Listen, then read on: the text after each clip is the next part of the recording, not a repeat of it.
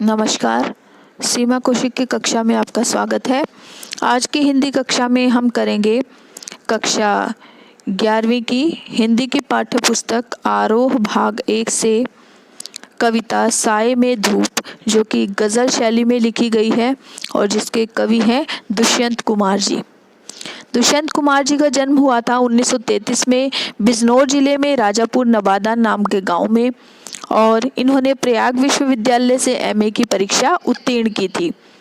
आकाशवाणी और भाषा विभाग से लेकर आदिम जाति विभाग तक में उन्होंने कार्य किया था। सन 1975 में हृदय की गति रुक जाने से उनका देहांत हुआ था। दुष्यंत कुमार जी की जो रचनाएं हैं उनमें निम्नलिखित हैं: सूर्य का स्वागत, आवाज़ों के घेरे, जलते हुए वन का वसंत और साए में धूप।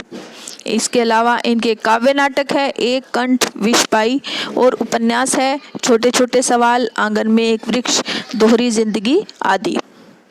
इनकी जो एक युवा कवि हैं, तो युवा कवि के जो व्यक्तिगत द्वंद्व है उसका चित्रण हमें देखने को मिलेगा इनके काव्य के अंदर।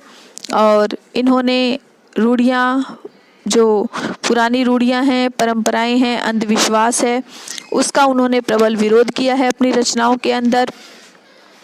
और दुष्यंत जी की जो कविता है उसमें राजनीतिक, सामाजिक और व्यक्तिगत स्तर पर लड़ाई का हथियार वो स्वीकार करते हैं।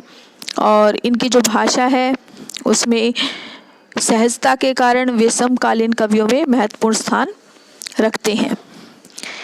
इनकी जो कविता है साए में धूप, ये गज़ल शैली में है और इसमें उन्होंने राजनीति और समाज, इसके अंदर जो कुछ चल रहा है उसे मिटा देने पर विशेष एक विकल्प वो लाना चाहते हैं।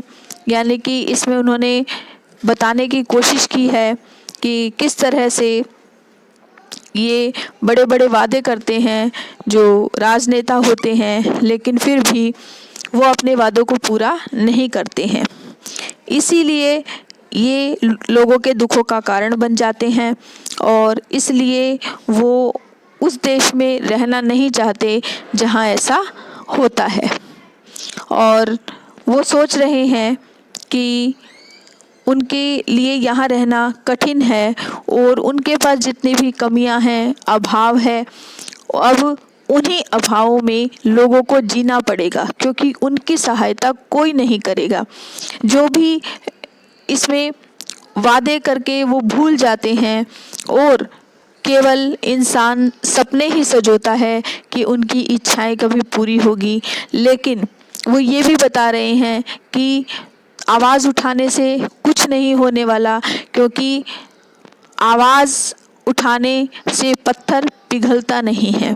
अर्थात इसका प्रभाव इंसान पर तो हो सकता है, लेकिन जो दूसरे ऐसे लोग हैं जो जीवन को जीते हुए हम दूसरों की सहायता करें, तो वो इंसानी भाव व्यक्त होंगे इस कविता के अंदर। यानी कि इसमें राजनीतिक अव्यवस्था का चित्रण हमें देखने को मिलेगा कि किस प्रकार से राजनेता बड़े बड़े वादे करते हैं, और हमें हर एक पद्यांश के अंदर अलग तरह का पढ़ने को मिलेगा। जिस प्रकार की लगता है कि जो सुख सुविधाएं देने के लिए कहा गया था वो लोगों को नहीं मिलती है और लोग केवल सपनों में ही अपना जीवन व्यतीत करते हैं और केवल वो सोचते ही हैं कि कभी ना कभी तो ये सब चीज़ें बदलेंगी, लेकिन बदलती नहीं हैं। और जो इसके खिलाफ आवाज़ उठाता है उसकी आवाज़ बंद कर दी जाती है। तो ये सभी चीज़ें हमें कविता में पढ़ने को मिलेंगी। तो हम शुरू करते हैं अपनी कविता साए में धूप, जो एक गज़ल है। तो देखिए, सबसे पहली दो पंक्तियाँ: कहाँ तो तय था चिरागां हर एक घर के लिए, कहाँ चिराग मयस्सर नहीं शहर के लिए। इसमें शब्दार्थ देखिए, चिरागां या चिराग यानी कि जो दीपक होता है। मयस्सर, मयस्सर का अर्थ होता है उपलब्ध होना। तो इसमें हम एक इसका साधारण अर्थ करेंगे और इसका एक जो विशेष अर्थ निकलता है वो करेंगे। तो ये प्रसंग में तो यही हो जाएगा कि प्रस्तुत शेर, गज़ल में शेर ही होते हैं, तो प्रस्तुत शेर दुष्यंत कुमार जी द्वारा रचित है। तो गज़ल इनके साए में धूप है, वो गज़ल संग्रह है, उससे के अंदर से ही शेर लिया गया है और इसमें राजनीतिक और समाज में फैली जो अव्यवस्था है उसको समाप्त करने के लिए एक नया विकल्प खोजने के बारे में कवि विचार कर रहा है। तो कहते हैं, कहाँ तो चिराग तय था चिरागा हर एक घर के लिए, कहाँ चिराग मयस्सर नहीं शहर के लिए। कि कहाँ तो देश की आज़ादी के बाद, यहाँ की देश की आज़ादी के बाद की बात की जा रही है, जो राजनीतिक व्यवस्था थी हमारे देश में उसके बारे में बात कर रहे हैं कि जो राजनीतिक अव्यवस्था बन चुकी थी, वो कहते देश की आज़ादी को प्राप्त करने के बाद ये तय किया गया था कि हर एक घर में चिराग उपलब्ध कराया जाएगा, हर एक घर को चिराग मिलेगा, हर एक घर में रोशनी होगी। यहाँ पर चिराग किसका प्रतीक है? रोशनी का। रोशनी मतलब सभी प्रकार के सुख सुविधाओं का प्रतीक है। जो साधारण अर्थ है उसमें तो रोशनी, और विशेष अर्थ में जो सुख सुविधाएं जो आम आदमी को मिलनी चाहिए। कहाँ चिराग मयस्सर नहीं शहर के लिए। और यहाँ तो स्थिति ऐसी हो चुकी है कि आज तो एक घर को भी चिराग उपलब्ध नहीं है, यानी कि किसी एक घर को भी कोई सुख सुविधा नहीं दी गई। तो इसमें साधारण क्या है कि कहाँ तो ये तय किया गया था कि हर एक घर में चिराग होगा, हर एक घर में रोशनी होगी, लेकिन आज स्थिति यह है कि पूरे शहर के लिए ही रोशनी उपलब्ध नहीं है। अर्थात आज़ादी के बाद ये तय हुआ था कि प्रत्येक घर को सुख सुविधाएं प्रदान की जाएगी, आम आदमी है उसको सभी प्रकार की सुख सुविधाएं मिलेगी, लेकिन केवल वो आश्वासन ही था। ये कोरे आश्वासन सिद्ध हुए, क्योंकि केवल एक घर को तो क्या पूरे शहर को ही कोई सुख सुविधाएं नहीं दी गई। यानी इसमें बताने की कोशिश की है कवि ने कि जो हमारी राजनीतिक व्यवस्था है, बड़े बड़े जो राजनेता हैं, राजनीतिज्ञ हैं, वो जनता को केवल आश्वासन देते हैं, सपने दिखाते हैं, लेकिन वो जनता को धीरज के अलावा कुछ नहीं देते, कुछ भी जनता को केवल आश्वासन ही देते रहते हैं। तो इसमें शांत रस है, उर्दू भाषा के शब्दों का प्रयोग किया गया है, खड़ी बोली है। कवि ने जो राजनीतिक अव्यवस्था है उस पर कटाक्ष किया है, उस पर व्यंग्य किया है, और संगीतात्मकता का गुण है। तो आपको ये शेर समझ आ गया होगा अच्छी प्रकार से। उसके बाद अगला देखिए, यहाँ दरख्तों के साए में धूप लगती है, चलो यहाँ से चले और उम्र भर के लिए। तो इसमें दरख्त यानी कि वृक्ष, साया यानी कि छाया। तो इसमें हम दोनों तरह के अर्थ जो इसमें है वो करेंगे कि इसमें वो जो राजनीतिक व्यवस्था है उस पर कटाक्ष करते हुए बताने की कोशिश की है कवि ने कि जो लोग सुख सुविधाएं, सहारा देने की बात करते हैं वही असल में दुखों का कारण बन जाते हैं। तो कवि कहते हैं कि यहाँ दरख्तों के साए में धूप लगती है, कि जो वृक्ष होते हैं वो क्या प्रदान करते हैं? छाया देते हैं, फल देते हैं, लेकिन यहाँ तो ऐसे वृक्ष है जिनके साए में तो धूप लगती है। चलो यहाँ से चले और उम्र भर के लिए, और यहाँ से तो सदा के लिए चले जाना ही अच्छा है। अर्थात इसमें छिपा हुआ अर्थ क्या है कि जो राजनीतिक अर्थव्यवस्था है, राजनीतिक अव्यवस्था है, उस पर कटाक्ष करते हुए कवि कहते हैं कि जनता को अनेक प्रकार की सुख सुविधाएं उपलब्ध करवाई गई थी, लेकिन वो सुख सुविधाएं जनता के दुख का कारण बन गई। यानी कि यहाँ के जो दरख्त हैं वो छांव देने की बजाय धूप देने लगे। यानी कि आज जो सुख सुविधाएं जनता को दी गई है आश्वासन के नाम पर, वही सुख सुविधाएं जो दी गई हैं वही आज उनके दुख का कारण बन गई हैं। जैसे कि जनता के लिए अस्पताल हैं, वो जनता के लिए अदालतें हैं, लेकिन वहाँ पर न्याय नहीं दिया जाता, अच्छी प्रकार से चिकित्सा नहीं की जाती। तो इसलिए कवि कहता है कि लोगों को जो सुविधाएं दी गई हैं उन्हीं से उसे दुख मिल रहा है। इसीलिए अपने ही वृक्ष आज छाया की अपेक्षा धूप का अनुभव करा रहे हैं, इसलिए वहाँ से चले जाना ही ठीक होगा। यानी कि जो राजनीतिज्ञ या राजनीतिक व्यवस्था है उससे किसी भी प्रकार की अपेक्षा रखना बिल्कुल बेकार है।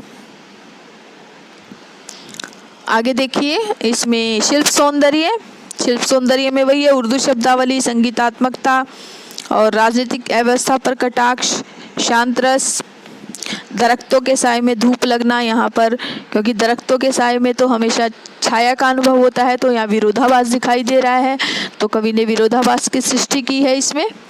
आगे देखिए, न हो कमीज तो पाँव से पेट ढक लेंगे, ये लोग कितने मुनासिब है इस सफ़र के लिए। इसमें देखिए शब्दों के अर्थ। मुनासिब का अर्थ होता है उपयुक्त,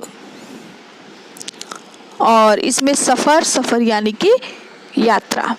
तो इसमें बताने की कोशिश की गई है, कटाक्ष करते हुए कहा है राजनीतिक व्यवस्था पर कि जो जनता के साथ बड़े बड़े वादे किए जाते हैं उनको पूरा नहीं किया जाता, और जनता इतनी परेशान हो चुकी है कि वो विद्रोह करने की अपेक्षा उस अन्याय को सहती चली जाती है।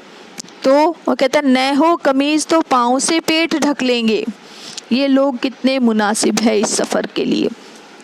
कवि कहने की कोशिश कर रहा है कि यदि सुविधाएं नहीं भी मिलती, सुविधाएं जब लोगों को नहीं मिलती है तो वो अभावों में, कमी में जीवन जीना सीख लेते हैं। यानी कि यदि पहनने के लिए कपड़े नहीं मिलते तो वो अपने पैरों से ही पेट को ढक लेना उपयुक्त समझते हैं। तो इसमें छिपा हुआ अर्थ क्या है? यदि लोगों को सुविधाएं नहीं मिलती तो विरोध नहीं करते, उन कमियों में, उन अभावों में वो जीना सीख लेते हैं। और कवि कहते हैं ऐसे ही लोग इस सफ़र के लिए, इस यात्रा के लिए उपयुक्त रहते हैं। अर्थात जब ऐसी अव्यवस्था के खिलाफ कोई आवाज़ नहीं उठाता, ऐसे ही लोग इस यात्रा के लिए ठीक रहते हैं। क्योंकि जो अव्यवस्था है, भ्रष्टाचार है, बुराइयां हैं, जब वो उसके खिलाफ आवाज़ नहीं उठाएंगे तो उन्हें अभावों में जीना ही पड़ेगा और अव्यवस्था का राज्य जो है वो बढ़ता चला जाएगा। इसलिए जो नेता हैं वो तो अपने जो खोखले वादे किए हैं उन्हें वो उनको पूरा नहीं करते, और वो ये सोचते हैं कि जनता तो केवल सहन करती रहेगी, और इस प्रकार जनता जब विरोध नहीं कर पाती तो वो अभावों में जीना सीख ही लेती है। तो इसमें वही है, न हो कमीज, यानी कि जो सुख सुविधाएं नहीं है तो पाँव से पेट ढकना, यानी कि अभावों में जीना सीख लेना। कि ऐसे ही लोग, ऐसे राजनेताओं की जो ये राजनीतिक जो अव्यवस्था है उसके फलने फूलने के लिए ऐसे ही लोग सही रहते हैं जो इनके खिलाफ आवाज़ न उठाएं। तो इसमें उर्दू शब्द है जैसे कमीज़, मुनासिब, सफ़र, खड़ी बोली का प्रयोग किया गया है, शांत रस है। कवि ने जो जनता है उसके कमी से भरे हुए, अभाव से ग्रस्त जीवन के बारे में बताया है। जो और राजनीतिक व्यवस्था है उनके जो आश्वासन है, कोरे आश्वासन है, उनके ओर संकेत किया है। आगे देखिए, खुदा नहीं न सही आदमी का ख्वाब सही, कोई हसीन नज़ारा तो है नज़र के लिए। तो खुदा इसमें यानी कि भगवान, ख्वाब यानी कि सपना, हसीन खूबसूरत नज़ारा दृश्य। तो इसमें ये बताने की कोशिश की है कि आज के जो परिस्थितियां हैं ऐसे में ऐसा मनुष्य जो सभी मानवीय गुणों से युक्त हो, उसके सपने की कल्पना की गई है, क्योंकि ऐसा कोई मनुष्य नहीं है जिसमें ऐसे मानवीय गुण हो, अच्छे गुण हो।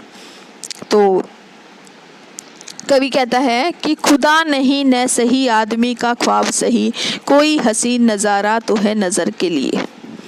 कि भगवान नहीं तो ना सही, लेकिन मनुष्य का सपना तो उसका स्वयं का है। कोई हसीन नज़ारा तो है नज़र के लिए, और वो उस स्वप्न के अंदर कोई भी खूबसूरत दृश्य देख सकता है। यानी कि प्रतिकूल परिस्थितियां जो होती हैं उसमें चारों तरफ आज निराशा ही निराशा है, जिसके कारण मानवीय गुण, ऐसा व्यक्ति जिसमें सारे मानवीय गुण हो, जैसे दया हो, प्रेम हो, परोपकार हो, क्षमा हो, ऐसा व्यक्ति नहीं मिल सकता। ऐसे गुण तो केवल ईश्वर में ही मिल सकते हैं। इसीलिए ऐसा व्यक्ति मिलना असंभव है। लेकिन वो कहते हैं कि ईश्वर तो नहीं आ सकते, लेकिन सपना तो देखा ही जा सकता है, स्वप्न तो देखा ही जा सकता है कि उस मनुष्य इस तरह का सपना देख ले कि ईश्वर कभी न कभी ऐसा मानव जिसमें ये सभी गुण हो ज़रूर भेजेगा। और मनुष्य आशा तो रख ही सकता है कि दया, क्षमा, परोपकार जैसे गुणों वाला मनुष्य है, वो सोचकर वो खुश हो सकता है। ये जो एहसास होता है वो सुखद होता है और आशा प्रदान करता है। इसलिए आज है वो भ्रष्टाचार है, बेईमानी है, ये सब ऐसे वातावरण में ये जो इतना सुंदर सपना कि कभी ना कभी मनुष्य के अंदर अच्छे गुण आएंगे, अपने आप सुधार हो जाएगा, ये एक सुखद एहसास है। और यही सपना लोगों के जीने का सहारा है। यानी कि कभी ना कभी तो परिस्थितियां बदलेंगी, कभी ना कभी तो मनुष्य बदलेगा, कभी ना कभी तो भ्रष्टाचार, बेईमानी जैसी चीज़ें खत्म हो जाएंगी। इसलिए मनुष्य स्वप्न तो ले ही सकता है, और ये स्वप्न एक सुखद एहसास है। तो इसमें संगीतात्मकता है, खुदा, ख्वाब, नज़ारा उर्दू शब्द हैं, शांत रस है, और कवि ने भगवान के समान गुणों वाले मनुष्य को एक सपना माना है। और भाषा से भावों की अभिव्यक्ति बहुत ही अच्छी हुई है। आगे देखिए, वे मुतमईन है कि पत्थर पिघल नहीं सकता, मैं बेकरार हूँ आवाज़ में असर के लिए। तो इसमें क्या कहते हैं, मुतमईन यानी कि आश्वस्त है, आश्वस्त हो जाना। बेकरार यानी कि आतुर हो जाना, व्याकुल हो जाना। तो इसमें बताने की कोशिश की है कि कभी भी जो राजनीतिक अव्यवस्था है, सामाजिक अव्यवस्था है, वो कभी भी नहीं बदलेगी। ये मनुष्य ने सोच लिया है कि ये कभी भी नहीं बदलेगी, लेकिन इसके लिए विद्रोह की ज़रूरत है, और वो कवि जनता में विद्रोह की भावना जगाना चाहता है। कहते हैं, वे मुतमईन है कि पत्थर पिघल नहीं सकता, मैं बेकरार हूँ आवाज़ में असर के लिए। कवि कहती हैं कि वे ये सोचकर आश्वस्त हो गए हैं कि पत्थर कभी पिघल नहीं पाएगा। यानी कि लोगों को ये विश्वास हो गया है कि समस्याएं कभी समाप्त ही नहीं होंगी। समाज में जो फैली हुई राजनीतिक और सामाजिक अव्यवस्था है, बुराइयां हैं, भ्रष्टाचार है, बेईमानी है, वो कभी ख़त्म ही नहीं होगी। यानी कि पत्थर कभी पिघलेगा ही नहीं, परिस्थितियां कभी बदलेंगी ही नहीं। लेकिन कवि कहता है, मैं बेकरार हूँ आवाज़ में असर के लिए। लेकिन कवि कहता है, मैं बहुत व्याकुल हूँ, बेचैन हूँ कि मेरी जो आवाज़ है उसका जनता तक असर तो हो, क्योंकि परिस्थितियां बदल सकती है, लेकिन शर्त क्या कहता है कवि कि आवाज़ में असर होना चाहिए। यानी कि परिस्थितियां बदल सकती हैं, लोगों में विद्रोह का स्वर होना चाहिए, लोगों में विद्रोह की भावना होनी चाहिए, परिस्थितियों के खिलाफ आवाज़ उठाने की ज़रूरत है, न कि अभाव भरे जीवन को जीने की। यानी कि जो जनता पर अत्याचार कर रहे हैं उनके विरोध में जब जनता आवाज़ उठाएगी तभी परिस्थितियां हैं वो सही हो सकती हैं, परिस्थितियां बदल सकती हैं। तो इसमें उर्दू शब्द हैं शांत रस, भाषा सहज, स्वाभाविक, प्रतीकात्मकता है और जनता का में विद्रोह भरे स्वर की अपेक्षा कर रहा है कवि कि जनता विद्रोह करेगी तभी परिस्थितियां बदलेंगी। आगे देखिए, तेरा निज़ाम है सिलदे ज़ुबान शायर की, ये एहतियात ज़रूरी है इस बहर के लिए। निज़ाम यानी कि शासक, शासन, तेरा निज़ाम है शासन है। एहतियात यानी कि सावधानी। बहर यानी कि गज़ल का कोई शेर या गज़ल का कोई छंद, कविता का कोई छंद होता है उसको बोलते हैं। तो इसमें दुष्यंत कुमार जी ने जो समाज की बुराइयां हैं वो देखकर दुखी होते हुए कहते हैं, वो इसके खिलाफ विद्रोह करना चाहते हैं, लेकिन वो सोच रहे हैं मुझ जैसे साधारण मनुष्य की आवाज़ को दबा दिया जाएगा, क्योंकि राजनीतिक व्यवस्था में राजनेता बहुत बड़े बड़े होते हैं, तो ऐसे वो उनकी आवाज़ को, साधारण मनुष्य की आवाज़ को वो दबा देंगे। इसलिए वो कहते हैं कि तेरा निज़ाम है सिलदे ज़ुबान शायर की। वो कहते हैं कि तुम्हारा ही शासन है, यानी कि राजनीतिक व्यवस्था की तरफ संकेत करते हुए कहते हैं, राजनेताओं को कहते हैं कि आज आपका ही शासन है, आप चाहे तो कुछ भी कर सकते हैं और आप चाहे तो एक शायर की ज़ुबान को सिल सकते हैं। यानी कि कवि को पता है कि उसकी आवाज़ को दबाने की कोशिश की जा रही है, इसलिए वो कहते हैं कि हे शासक, तुम्हारा ही शासन है, तुम चाहो तो एक शायर की, एक कवि की आवाज़ को सिल सकते हो, यानी कि अपनी इच्छा से मेरे विद्रोह के स्वर को दबा सकते हो। और जिस प्रकार से ये एहतियात ज़रूरी है इस बहर के से, जिस प्रकार से गज़ल का जो छंद है उसके लिए बंधन की सावधानी ज़रूरी होती है, उसी प्रकार जो शासक होता है उसे भी अपने शासन को अगर कायम रखना है तो उसे आवाज़ को दबाने की सावधानी आनी चाहिए। यानी कि शासक की पूरी कोशिश रहती है कि वो अपने विद्रोह में जो आवाज़ें उठ रही है, उसके विरोध में जो आवाज़ें उठ रही है उनको वो दबा दे। अगर वो नहीं दबाएगा तो उसका शासन समाप्त हो जाएगा। इसलिए जब वो विद्रोह की आवाज़ को दबा देगा तो एक भी स्वर उसके खिलाफ नहीं उठेगा और उसका शासन ऐसे ही बिना किसी मुश्किल के चलता रहेगा। तो इसमें यही बताने की कोशिश की है कि जो भी अगर शासक को अपना शासन चलाना है तो उसे विद्रोह को, स्वर को दबाना पड़ेगा, इसलिए शायद वो मेरे स्वर को भी दबाने की कोशिश कर रहे हैं। आगे देखिए, आखिरी, जिए तो अपने बगीचे में गुलमोहर के तले, मरे तो गैर की गलियों में गुलमोहर के लिए। तले मतलब नीचे, गैर पराए, गुलमोहर, गुलमोहर का एक पेड़ होता है, उसमें सुंदर अच्छे फूल खिलते हैं। तो यहाँ पर गुलमोहर अपने देश की बात की जा रही है, अपने भारत देश के बारे में कवि बात कर रहा है। तो वो कहते हैं कि उन्होंने एक जो आम इंसान है उसके मन की इच्छा को इस शेर के माध्यम से व्यक्त करने की कोशिश की है।